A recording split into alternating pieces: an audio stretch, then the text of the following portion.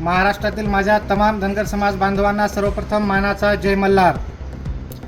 धनगर आरक्षण अंमलबजावणी व्हावी यासाठी या महाराष्ट्रातील तमाम धनगर समाज बांधव एकजुटीने लढत आहेत आणि ही एकता ही एकजूट कायम राहावी आणि आपल्या हक्काचं आरक्षण एसटी आरक्षणाची अंमलबजावणी व्हावी आणि या सरकारने ती करावी यासाठी या महाराष्ट्रातील सर्व धनगर समाज बांधव यांची आपण राज्यव्यापी बैठक घेणार आहोत।